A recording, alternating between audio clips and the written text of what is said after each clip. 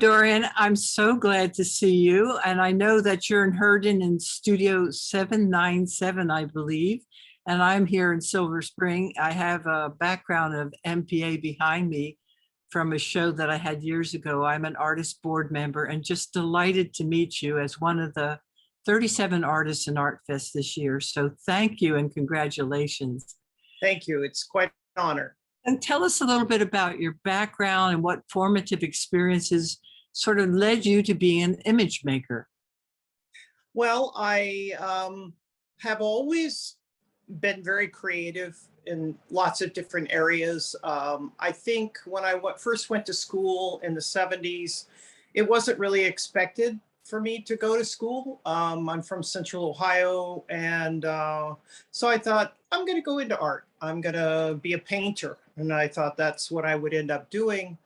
And I was going to schlep my stuff in a portfolio to New York City and become an artist. And of course, life took me in a different direction. And now 40 some years later, I'm actually living my dream. I have a studio where I'm trying to discover who I am, what I'm about, and going back to some of my roots and some things that I did in graduate school. I'm just having a ball.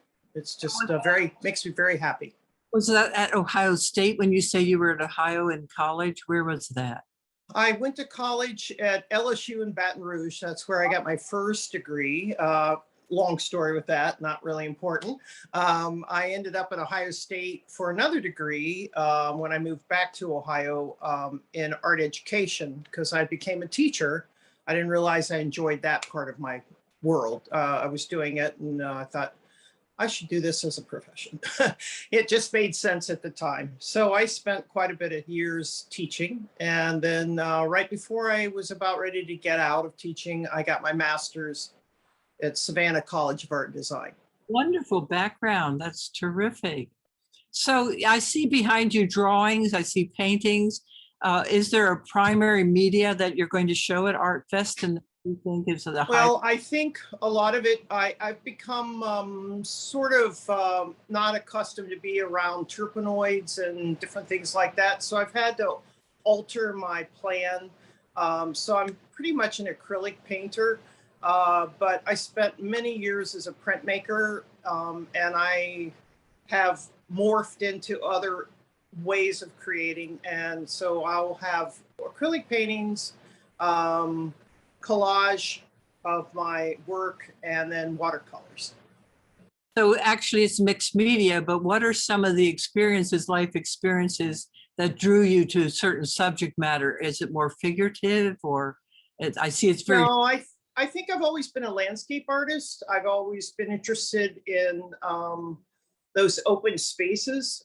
Growing up in Central Ohio, you have a lot of roads that don't seem to go very far, but they bump into another barn or they run into somebody's property or field. It was just something about that flatness of the way the road moved. My dad was a big influencer in terms of road maps. I'd say, Dad, I'm going to drive to Iowa. Okay, well, you're going to go down route so-and-so. And then when you get to that gas station, you're going to turn right. So it's just mapping has always been sort of in my head. So a lot of my work deals with that.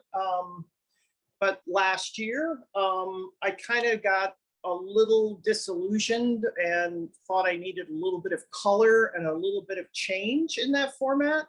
So I started to soften up the line. I have a beautiful garden out front and I got influenced by the shapes. And so I started putting together organic shapes against sort of that more geometric shape.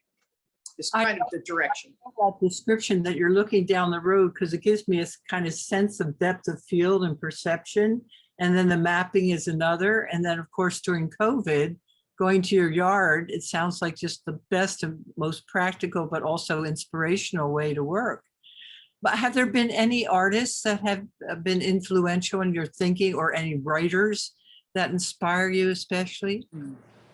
Well, I believe all artists have influenced me. I mean, I just love every time period. There's always been something there. I love art history. When I went to Savannah, I had the opportunity to really look at contemporary art. And I hadn't really focused on the current contemporary artists. And I got really influenced by Anselm Kiefer and Ida Applebrug. All of them are very different, but storytellers and unusual materials and different ways of showing an image. Now, I'm not sure that it translates today, but I'm in awe of those people, their scale, their design, their ideas. And I've just, not just, but I got involved, not involved, sorry, wrong words.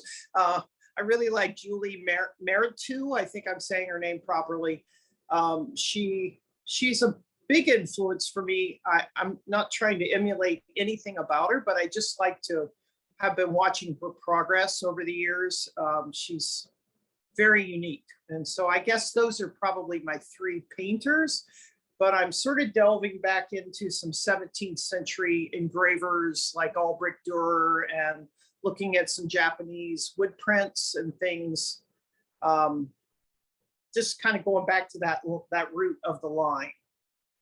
You know, Julie Mayhertu's work is really about mapping as well. So I'm not surprised that you like, Yeah. I like her too. Do you work quite that large, or have you ever worked collaboratively with other makers to do your work? I was a set designer for quite a long time. So I worked large scale, full size pieces, and I loved it. It just became impossible to work that scale because I've always worked out of a bedroom or a small space. And now I don't know if I have the energy. So it's kind of I'm in a strange place. But these pieces that I'll be showing will be 3 to 4 feet, some squares, some rectangles, all the way down to 5 inches by 8 inches. So it'll be a variety. And there will be some printmaking? Yes. Wonderful. And are they in color or black and white? They're mostly color. They're actually, I refer to them as my meditative collages. I've taken, I wouldn't say I'm a hoarder, but I hoarded all my things, all my artwork for many years. And so I started taking them and tearing them, using a ruler and getting sort of that deckled edge and then placing something next to each other that didn't necessarily fit, sort of mapping in a way of different collages from different time periods. I would go down there and I'd say, oh, that's when I took a class at the Corcoran, or this is when I was, I've been all over the place in terms of printmaking. So it's just fun. Oh, I look forward to seeing those, and whatever is behind you looks beautiful. I see you have a black and white drawing on an easel, and the piece directly behind. Yeah, these are my collage pieces, right, that are from printmaking. This is a piece that's originally was a map, and then I started putting I'll just turn this ever so slightly. Oh, that's great. Thank you. Oh, beautiful. And so it has a little bit of that engraving kind of idea over the top of it. So I've been experimenting with that, trying to reduce the distance and, focus. Sometimes I focus on the foreground. Sometimes I focus on the background. So I'm just kind of playing around with that.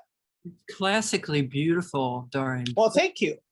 Well, our 10 minutes is up. I've really enjoyed hearing what you have to say, and I can see that you must have been and are a brilliant educator with all the things you brought to our attention. Well, I did enjoy that part of my life. But now I'm doing my thing, so it's kind of fun. Good for you. Bravo. Yeah, thank you. Thank you very much. So nice to meet you, and best for ArtFest. Well, I look forward to meeting you. Thank you. Bye-bye. Bye.